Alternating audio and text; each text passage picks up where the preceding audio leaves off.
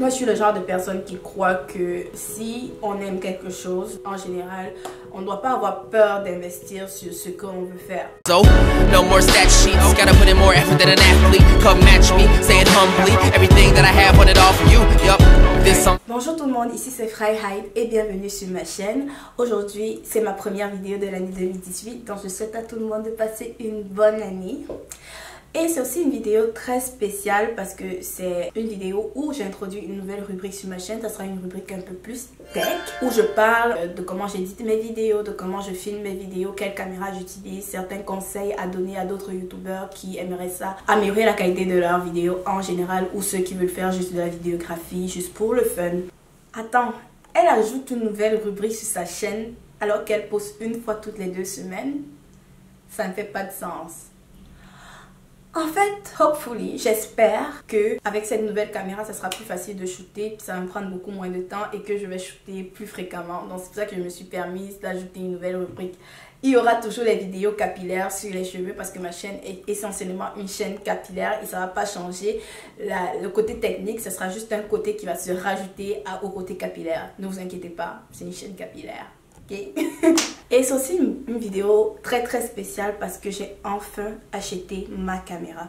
La caméra que j'utilisais avant ne m'appartenait pas. C'est la Nikon D3300. C'est une caméra d'entrée de gamme. Puis elle appartenait à mon père. Je voulais juste voir si j'aimais faire des vidéos et tout avant de me décider d'acheter ma propre caméra. La caméra que j'ai achetée, c'est la Canon 80D. Pour l'acheter, j'ai regardé les revues sur YouTube pendant des mois et des mois et des mois et des mois. Je pense que j'ai regardé quasiment toutes les revues sur YouTube. C'est vraiment ma caméra de rêve niveau qualité-prix. Dans cette vidéo, je vais vous dire pourquoi mon choix s'est porté sur la 80D.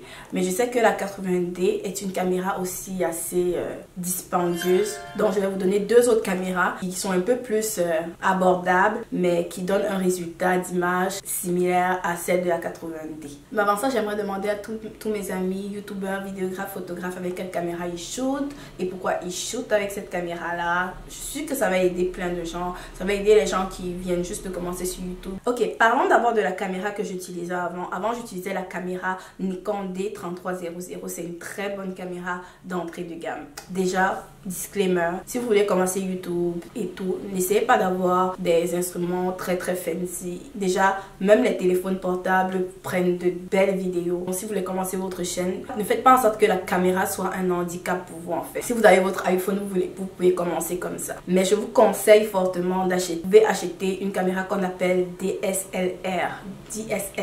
So, c'est une caméra où tu peux juste changer l'objectif à chaque fois. Genre, tu as un corps de caméra, tu changes l'objectif. Et plus ta chaîne évolue ou plus tes projets évoluent en général, tu peux juste changer l'objectif pour améliorer la qualité de l'image encore plus. Tu peux grandir avec la même caméra sur une longue période de temps. C'est comme un investissement. Le DSLR que j'avais, c'est la Nikon D3300. Puis c'est une bonne caméra d'entrée de gamme. J'avais pas beaucoup de plaintes par rapport à ça. La qualité de l'image était cool. Mais le plus gros problème que j'avais, c'était l'autofocusage. Qu'est-ce que l'autofocusage? Ça n'avait pas en fait un autofocus assez bien. Par exemple, si je bouge dans l'espace pendant que je parle à l'écran comme ça, à la vidéo, ça ne va pas traquer mon image. Donc parfois j'étais hors focus, puis je ne savais pas que j'étais hors focus. Puis j'ai eu plein de vidéos que j'ai tournées et que je n'ai jamais postées parce que j'étais pas en focus. Mais dans mon cas, j'ai une chaîne capillaire. Donc si je lave mes cheveux puis je suis pas en focus, je peux pas comme relaver mes cheveux, genre je peux pas re-shooter une vidéo, tu vois. C'est une vidéo perdue. Donc c'est quelque chose qui m'énervait tellement. Ça prenait des tonnes d'heures pour tourner une vidéo tellement il fallait régler le focus. Il me fallait aussi une certaine télécommande pour régler le focus en fait. C'était trop compliqué. La caméra que j'ai actuellement, c'est la Canon 80D. Ça rend la vie tellement plus facile. Je peux me bouger dans l'espace. Là.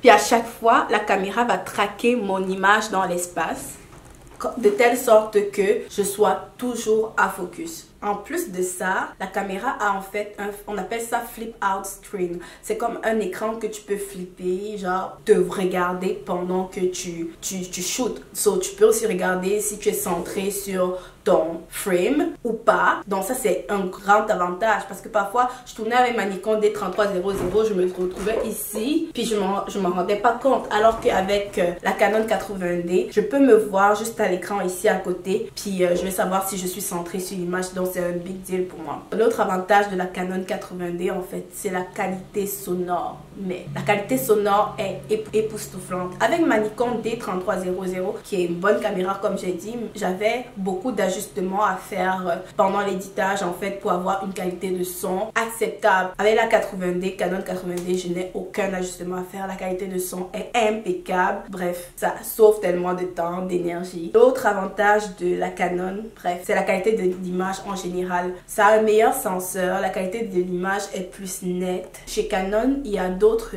caméras du niveau de la Nikon D3300, mais qui a une qualité d'image équivalente à la Canon 80D. La première, c'est la Canon T7i, T7i. Dans le fond, cette caméra-là est bien. Elle a presque toutes les mêmes features, presque les mêmes paramètres que la 80D. Et aussi la caméra SL2. Tous les liens vont se trouver sur la barre d'information. La caméra SL2 aussi qui ressemble beaucoup à la Canon 80D. Et la SL2 n'est vraiment pas chère. Je pense que c'est la moitié du prix de la 80D là. Puis la qualité de l'image est impeccable. Vous allez peut-être vous demander, ok, pourquoi il y a la SL2, il y a la T7i, puis moi j'ai pris la 80D. Moi j'ai pris la 80D personnellement parce que mes projets ne vont pas s'arrêter à YouTube. J'ai plusieurs projets de photographie, de vidéographie hors YouTube. Donc je voulais une caméra un peu plus professionnelle, ou dirais-je semi-professionnelle, parce que la 80D c'est vraiment une caméra avec laquelle tu peux faire plein d'affaires. La 80D ne serait pas nécessaire pour quelqu'un par exemple qui veut juste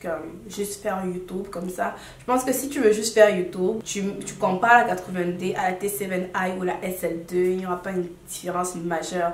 Mais si tu veux faire la photographie, la vidéographie, tu veux colorer tes vidéos d'une certaine façon, de la manière cinématique, bref, tout ce tralala là, la 80D est plus adaptée. Moi je suis le genre de personne qui croit que si on aime quelque chose, en général, on ne doit pas avoir peur d'investir sur ce qu'on veut faire. C'est pour ça que j'ai pas eu peur d'investir sur la 80D, c'est la caméra sur laquelle mon choix s'est porté. Donc c'était ça pour ma vidéo. N'oubliez pas de liker, de commenter, de partager et de vous abonner. Et on se retrouve prochainement pour une nouvelle vidéo.